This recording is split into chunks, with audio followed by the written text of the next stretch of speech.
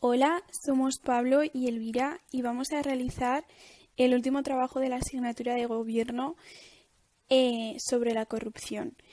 La corrupción es uno de los problemas que se considera más importantes en la actualidad, pero la realidad es que a lo largo de la historia siempre han existido innumerables casos de corrupción. En España ha habido más de 2.000 casos de corrupción desde el año 2000, pero solo unos cuantos son conocidos, ya sea por su magnitud o porque pertenecen a tramas complejas o afectan a altos cargos. En 2018, el periódico El País reunió a 13 académicos expertos en corrupción para que ordenaran los principales casos. Los 3 casos de corrupción considerados más graves del siglo XXI en España son, por orden, el caso Púnica, el caso Gürtel y el caso Palau. Los académicos valoraron 2 aspectos de un total de 22 grandes casos. Primero, la seguridad de que un caso haya ocurrido y segundo, su gravedad. El caso Púnica ha sido el caso de corrupción más cercano a la perfección según los especialistas.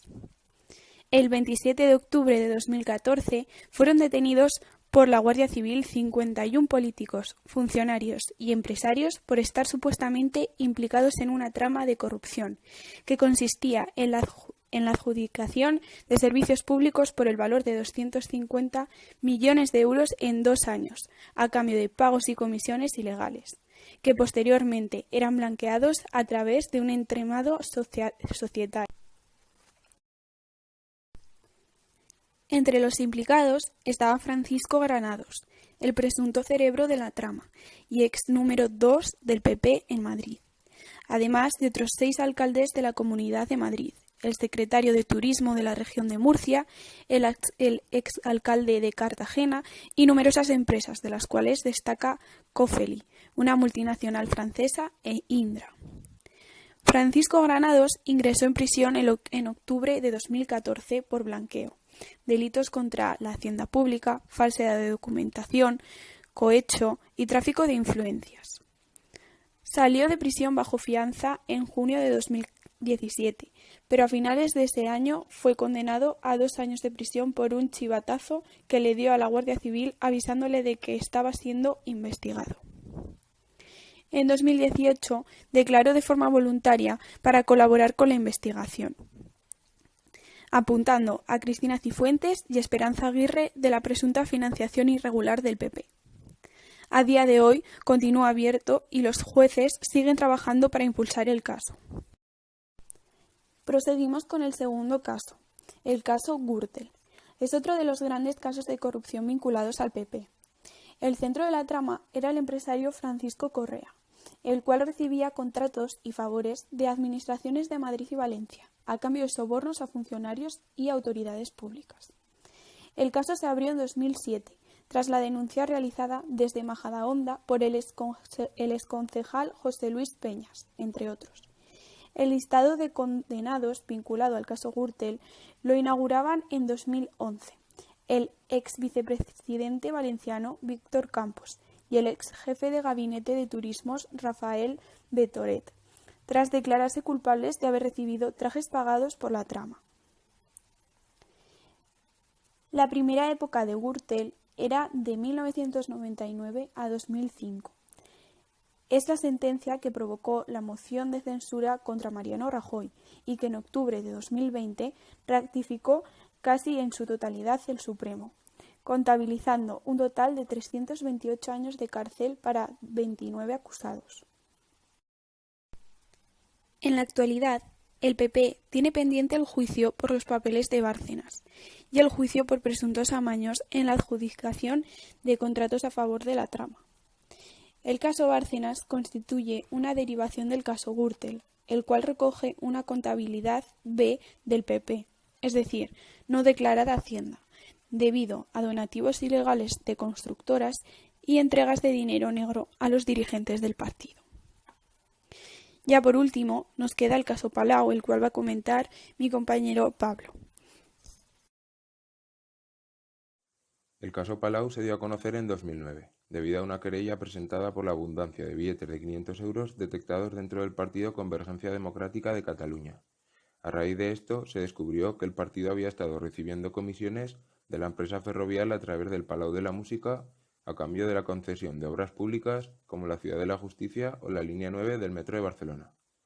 El caso fue cerrado en 2018, con un total de 15 personas implicadas.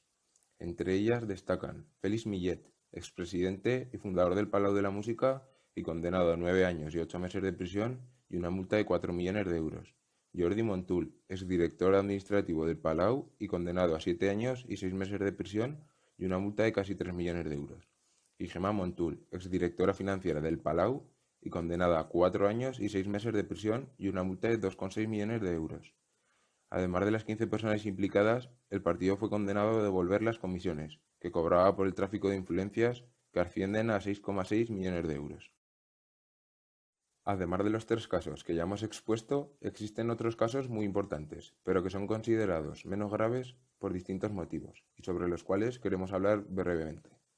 El caso Pujol está valorado como muy grave, pero baja su peso por falta de seguridad. La familia Pujol está siendo investigada por los delitos de cohecho, tráfico de influencias, delito fiscal, blanqueo de capitales, prevaricación, malversación y falsedad. El caso Pokémon tiene una gran magnitud, al haber más de 100 acusados, pero al estar centrado en ciudades gallegas ha perjudicado su cobertura y su importancia. Por último, nombrar también el caso Noos, considerado como uno de los más graves y cerrado con condenas para un total de 9 implicados, entre los cuales destaca Iñaki Urdangarín, marido de la infanta Cristina y expresidente del Instituto Noes, condenado a 5 años y 6 meses de prisión.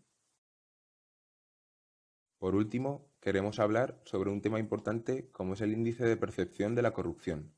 El pasado 28 de enero, Transparency International dio a conocer la lista sobre el índice de percepción de la corrupción de 2020, sobre un total de 180 países analizados, que consiste en una puntuación de entre 1 y 100 puntos, donde una mayor puntuación significa menor corrupción.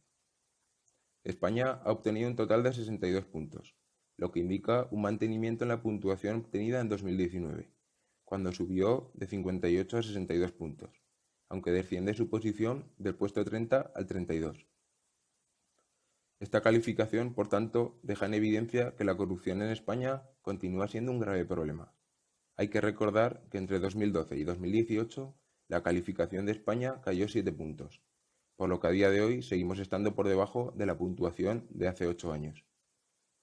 A nivel mundial, el índice de percepción de la corrupción se ha visto influido también por la crisis sanitaria mundial, donde los estados y los gobiernos se han visto expuestos a un escenario propicio para la corrupción y malas prácticas. Se han tenido que flexibilizar y agilizar procesos de compra de suministros públicos, debido a la urgencia y situación de necesidad, generando un escenario de especial vulnerabilidad y dependencia que nos puede llevar, y lo está haciendo, a la corrupción.